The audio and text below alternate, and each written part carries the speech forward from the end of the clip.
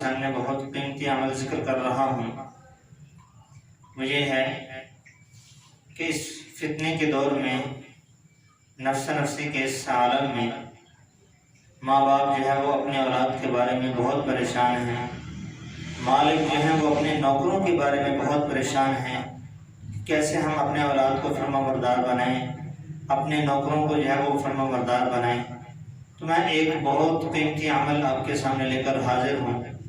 آپ جب یہ عمل کریں گے تو انشاءاللہ ضرور ضرور اس سے آپ کو فائدہ ہوگا۔ حضرت انس رضی اللہ تعالیٰ عنہ فرماتے ہیں،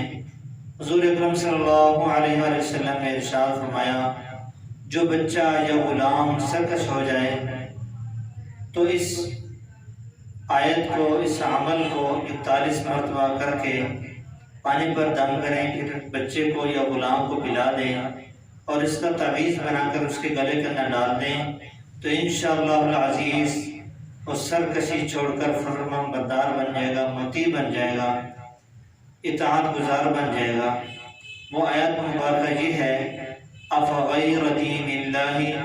یبغون وله اسلم من فی السماوات والارض طوعا وکرہا والیہ یرجعون۔ اس آیت کو 41 بار آپ نے پڑھنا ہے، پانی پر دم کر کے بچے کو یا غلام ہے یعنی آج کے دور میں نوکر ہے تو اس کو پلا دیں،